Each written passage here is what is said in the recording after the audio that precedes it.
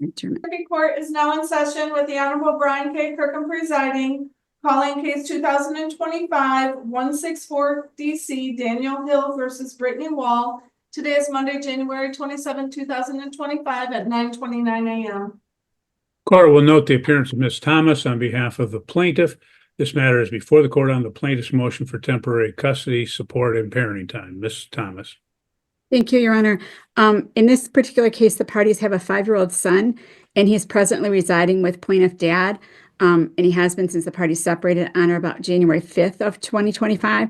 That was when the defendant told plaintiff that there was someone else that she'd been seeing, and so the parties separated and the child went with dad.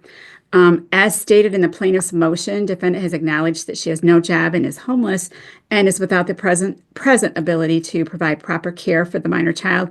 And she has repeatedly told Mr. Hill that he can have custody. She can't do it right now. She won't fight him, but he's the more stable home. He can provide a home. He can provide food, transportation, get the child to his activities.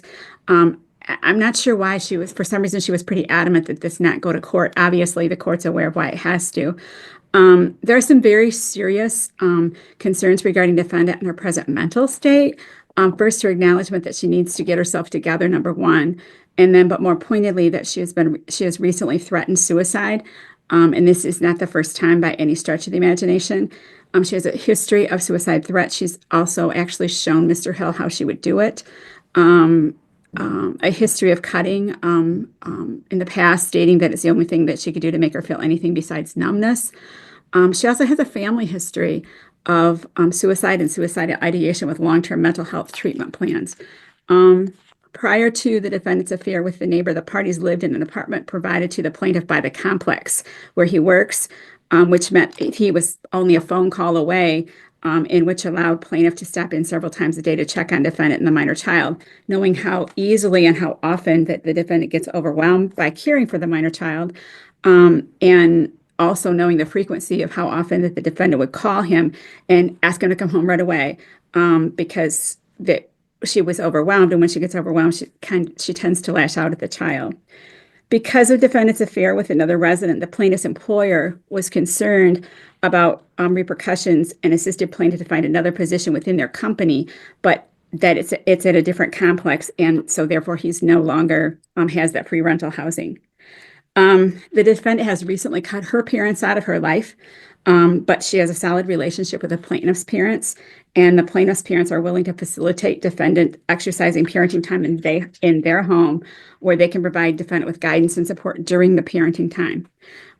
Plaintiff is aware that defendant at this point is not working. With her current jobless state, she's unable to assist financially at the present time, and he's willing to waive child support on a temporary basis. So therefore, he's asking that he be granted the temporary sole custody and care of the party's minor child, with defendant's parenting time facilitated by his parents as agreed upon between plaintiff defendant and plaintiff's parents, with child support held in abeyance on a temporary basis. Based upon the severity of this one, if the circumstances involving defendant and the mental health concerns, if the court so desires, I am more than willing to set up an evaluation appointment for defendant by Dr. Haugen if the court believes that that's appropriate. Okay, thank you. Ms. Wall, what's your response? Well, I don't know. I was kind of hoping my lawyer would be here too. Well, have you hired a lawyer? I did, yes. And yeah, I Okay. did. She emailed me this morning and told me to be here 5 minutes early, and she's just not even here. So, Who's your lawyer? her name is Amanda Frost. Okay, we weren't aware of a lawyer, so I do have Amanda Frost here. I'm sorry. Okay. So we got to go through everything. Well, we'll see. Nobody asked me.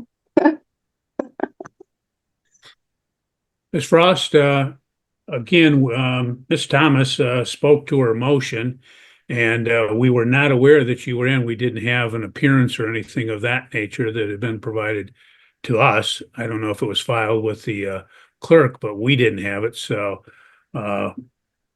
again, we didn't let you in at that point because we didn't know who you were. Okay. Understood, Your Honor. I was just So- retained Friday evening, and contacted Miss Thomas yesterday and this morning to let her know I was on the case. Okay, well, she didn't apprise us, so, And I don't have an appearance, and I didn't know she called this morning. I did get an email yesterday, but yeah, it was like, I saw it late last night, so that's the most I know.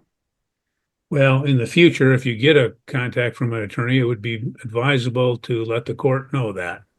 Well, I understand, Your Honor, and again, I have no appearance. I have nothing. I didn't know for sure she was in. I just wasn't positive. I understand, but as a result, we didn't get her. She wasn't in when you were going through your rendition. Right. So it would have helped if you'd have told us that you have been contacted. No, that's fine. I didn't, again, it was an email yesterday and I didn't even think about it. I just was. Ms. Frost, what's your response to the motion in this matter? Yes, Your Honor. Without hearing opposing counsel's argument, I think it's kind of hard to exactly rebuttal against what they're fighting for. I did receive a copy of the pleadings yesterday afternoon and have had a chance to review them. And we strongly object to the relief that's requested in this motion. A answer to the complaint will be filed. My appearance is in the mail. I believe that as a forefront matter, this relief that they're requesting for him to have legal sole physical and her essentially have supervised custody or supervised parenting time, it is trying to circumvent the Child Custody Act. These parties have been separated for 2 weeks. Some of the allegations that he makes in his motion allude to the fact that she doesn't have a job. Your Honor, she's been a stay-at-home mom for 5 years. She has been the sole provider for this minor child. To penalize her for being a stay-at-home mom and not having enough time to find a job would be unjust and would be against the best interest of the minor child. The established custodial environment is with the mom. She has a safe place to live with the child. She has the means to take care of the child. To say that she is detached from the child as alleged in the motion is a complete blatant lie. She has tried to get her child back from defendant. Defendant will not release the child to her. He's only allowing her to see the child if she comes to his house, where he also tries to initiate romantic involvement with her, which she has distinctly objected to. He has blocked her on his phone numerous times, then unblocked her. He has hung up on video calls between her and the child. So when he says in his motion that he's willing to foster a positive parent-child relationship, that is wholly untrue. She has Okay, let's address some of the allegations. Ms. Thomas has stated that she turned the child over to the plaintiff and said that it was best that the child would be in his care, apparently because she had acknowledged she had some suicidal thoughts and acknowledged that she was being evicted as well. So speak to those allegations. Yes, Your Honor. My understanding of the situation, again, I was just retained on Friday. I've had minimal time really to talk with the client, but my understanding of the situation is that the parties were living rent-free in a apartment provided by the plaintiff's work. When they split 2 weeks ago, he went to the office and told them that she needed to be removed. So she was informed that she had to be out by the 8th of February. So is she facing eviction? No, she is being replaced from her housing because of plaintiff. As for the suicidal ideation, she has not made any indications that or any statements that she wants to self-harm or commit suicide. He has been very harassing towards her, including making threats to get the police involved when they have been working on their split. She let the child go with him for parenting time, intending that the child was going to come back to her, and he has refused to return the child to her. Okay. Ms. Thomas, any response? Just briefly, Your Honor, I'm not sure that there's been any due diligence on the part of counsel. I've not worked with her before. I don't know, but certainly the texts and things that I've seen do support what that was stated in the motion, and the parties agreed. I mean, he didn't he left the home with the child. She knew that. As far as her being a stay-at-home mom, she did not work because she used the child as her buffer to not work. But again, he had to come home regularly during the daytime because that she wasn't really able to do it by herself. As to the eviction situation, that apartment, he worked at the complex where they resided, and that because of her having a relationship with a neighbor, the apartment complex didn't want to have there be any repercussions from any of the residents. So they helped him get a job at another apartment complex at the same company. So because of that, that apartment is no longer going to be a free apartment. Because she was also residing there, they did do a 30-day notice. It has nothing to do, I mean, he's not got an apartment. He's not working at that location. There's no apartment to go with his job anymore because he's not at that job. So she is not going to be able to be there, but it's not because he went and told, because there was an issue between him and a potential issue between him and a tenant. He had to report. He did that. That was what the apartment complex did. So she definitely, it's not like he tried to get her kicked out. That wasn't even how that happened. They said, well, as long as there's a potential issue with the neighbor, we're going to help you get another job. So that apartment is not even going to be there available to either of them. Okay. Anything else, Ms. Frost? Yeah, so I'd like to touch on a few things. They're alleging that he had to come home regularly to help her with the child. That again is untrue. He was working at the complex where he lived. If he chose to come home for lunch, great, he came home for lunch.